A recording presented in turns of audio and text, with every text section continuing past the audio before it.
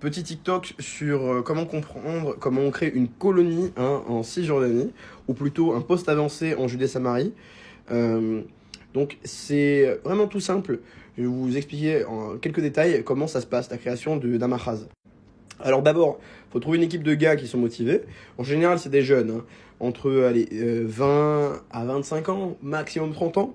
Donc c'est des gens qui n'ont pas encore d'enfants, qui s'installent dans une colline et qui ont trouvé un poste qu'ils estiment stratégique. En général, c'est au-dessus d'un bled arabe. Il y a des villages arabes qui sont en général dans les pentes, en bas des collines, parce que c'est là où il y a l'eau. Du coup, bah, vous allez créer avec votre groupe de potes, vous êtes obligé d'être au moins 10 pour un minyan. Donc en réalité, dans le cas concret, vous serez peut-être une vingtaine, 30 mecs au début, avec chacun leur femme, pour arriver.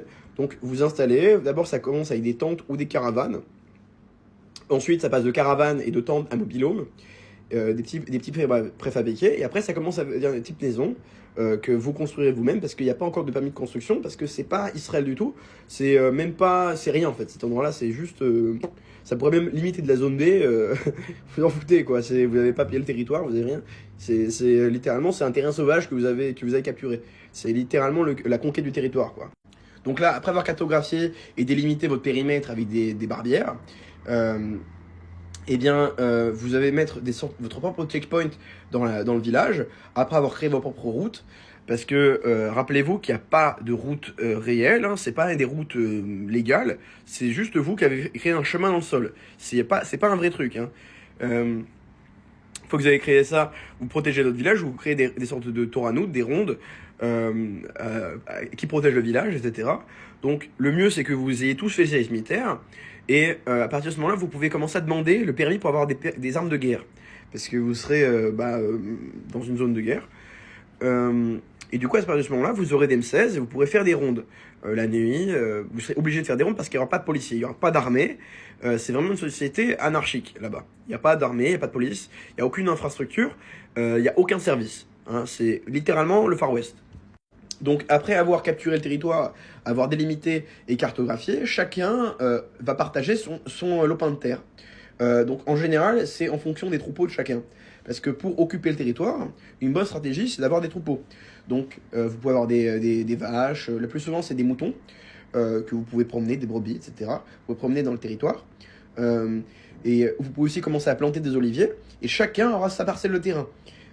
Donc c'est comme ça que ça marche. Vous verrez qu'il y en a plusieurs. La plupart d'entre eux, ils sont ou spécialisés dans les élevages ou les plantes, les cultures. En général, c'est un mixte des deux. Après que chacun délimité son territoire, vous construisez vos maisons. Ça passe donc de caravanes à mobil-home et de mobil-home en préfabriqué. Et à partir de ce moment-là, vous aurez des meilleurs préfabriqués. Quand moi j'entends préfabriqué, j'entends au sens israélien, genre des petites maisons industrielles, quoi.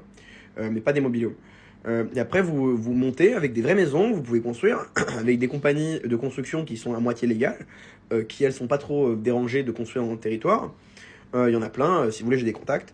Une fois que vous avez votre maison, là, déjà, il faut juste prier pour qu'il n'y ait pas un gouvernement de gauche qui passe au pouvoir, parce que sinon, il y a l'armée qui va détruire votre village. L'armée israélienne, je parle. Mais du coup, si jamais ça se passe bien et qu'il y a Smotrich au pouvoir, bah c'est cool en fait. Vous avez juste à attendre quelques dizaines d'années, que plus de gens s'installent, vous pouvez grappiller du territoire, augmenter la taille de votre machaz, grappiller sur les alentours, et puis après, quand la population est augmentée par 10 ou à 20, bah le territoire il sera annexé. Et du coup, votre maison, qui à la base vous n'avez pas payé, vous n'avez pas payé le terrain, bah, il sera à vous. De facto, je parle de facto. Après, voilà, pour que ça devienne de jure, donc légalement, c'est un autre sujet. Mais vous aurez une maison que vous serez légalement appropriée, que vous aurez légalement construite. Enfin, légalement construite, c'est discutable, mais vous aurez une maison, voilà, que vous aurez fait là-bas, une maison avec un beau territoire en Israël, qui vous aura coûté vraiment pas cher.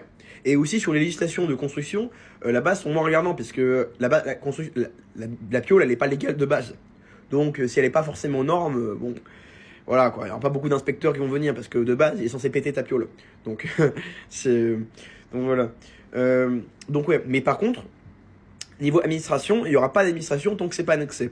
C'est-à-dire que du coup c'est votre conseil régional à vous, donc votre conseil entre guillemets des territoires à vous, votre propre conseil qui va gouverner le Mahaz, donc le poste avancé.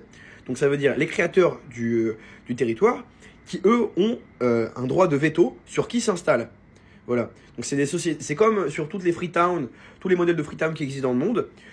C'est-à-dire que les créateurs originaux du bled ont un droit de qui siégera dans la ville. Voilà. Donc s'ils aiment pas ta tronche, ils te font pas venir. C'est pour ça que c'est un problème. Si jamais il y a des gens qui veulent s'installer dans un maras qui a été construit par des Ashkénazes, et bah si eux ils sont par exemple Thémani, donc yéménites, bah ils vont leur dire non, ou alors peut-être qu'ils vont le laisser et ils vont saboter leur maison. Voilà. Donc c'est problématique. Moi j'espère qu'on pourra en créer des Français dans les territoires. Il y a du potentiel, je pense, parce qu'il y a beaucoup de francophones qui eux, sont très très sionistes. Mais pour l'instant, c'est plus un truc d'américain de faire ce genre de choses. Donc bon, faut voir. Mais voilà. Donc, envoyez-moi des messages si vous voulez plus d'informations sur comment on construit ce genre de choses. Et si vous êtes intéressé, je peux vous mettre en lien. Allez.